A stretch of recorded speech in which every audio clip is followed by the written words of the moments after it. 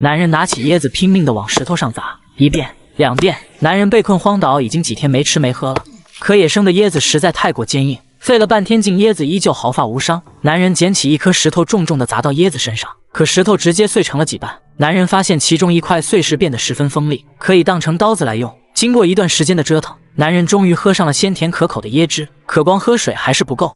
男人准备下海捕鱼，他光着脚在礁石艰难地行走，每一步都异常艰难。他不但没有抓到鱼，双脚还被坚硬的礁石伤得没一块好皮。男人只好割破衣服绑在脚上，给自己制作了一双手工布鞋，接着往山上走去。他艰难地爬上山顶，环顾四周，发现四面都是海水，脚下竟是100米悬崖，想要逃出这里难于登天。可突然，男人似乎发现了什么，他赶紧跑了过去，奋不顾身的一头扎进海里，拼命地向前方游去。男人游到眼前才发现，竟是自己已经死去的同事。男人强忍着内心的悲痛，把尸体拖到了岸上。他小心翼翼地脱下了同事的皮鞋，在自己的脚底下比划了一下，发现有点小，但经过了自己的改造还是可以穿。男人挖了个坑，埋好了同事，还给他刻上了墓志铭。到了晚上，男人反复看着妻子的照片，难以入眠。这一刻，妻子成为了他坚持下去的希望。很快，岛上的椰子被男人消耗殆尽，他只能喝地上的雨水充饥。用椰子壳小心翼翼地收集树叶上的露水，用木棍捕抓海鱼，为了让自己活下去。一天晚上，饥寒交迫的男人从睡梦中醒来，意外发现了远处有渔船的亮光。男人赶紧大声呼救，拼尽全身发出求救声，无奈渔船太远了，男人的所有呼喊声都被淹没在海浪中。第二天一早，男人坐上救生筏，拼命地向渔船方向划去，但很快，一股巨浪就男人拼命地浮出海面，还没等他反应过来，100米高的巨浪再次拍向男人。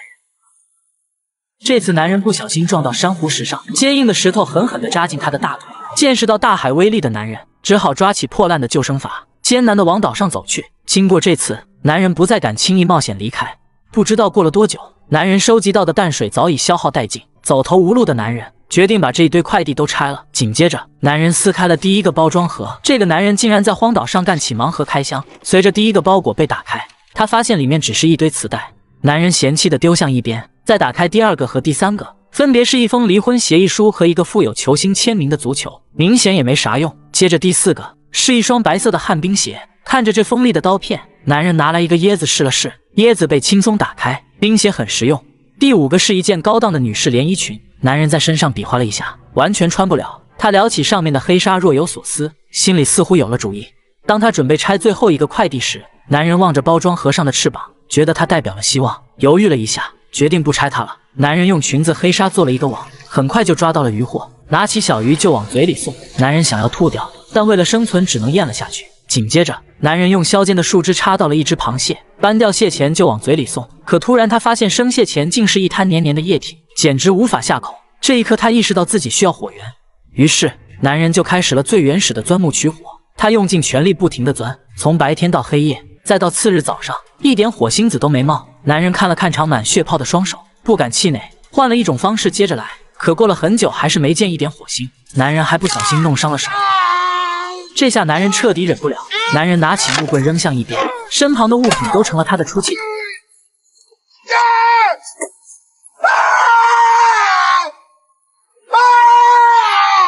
冷静下来之后，男人看到一旁带有血印的足球，心里顿时有了一个大胆的想法。他用口水沾了沾手上的破布，接着往足球上画。没一会，一张可爱的笑脸出现在眼前。男人还给足球起了一个名字，叫威尔逊。孤独的他在岛上也有了第一个朋友。有了威尔逊的陪伴，男人的战斗力再次被燃起。他再次开展钻木取火，功夫不负有心人，这一次他成功了，如愿的升起了火。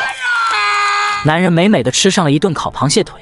可就在这时，男人牙疼的老毛病又犯了。开始男人并没有在意，继续悠哉悠哉地吃着烤螃蟹。然而第二天，男人牙疼的症状继续加重，看到红肿发炎的牙龈，他明白不能再拖了。男人把旱冰鞋放进嘴里，拿起一旁的石头，准备自己解决牙疼的隐患。然而他手里拿着石头，迟迟下不去手，心里挣扎一番后，最终鼓起勇气用石头砸向旱冰鞋。一声惨叫声过后，男人痛得倒在了地上，晕了过去。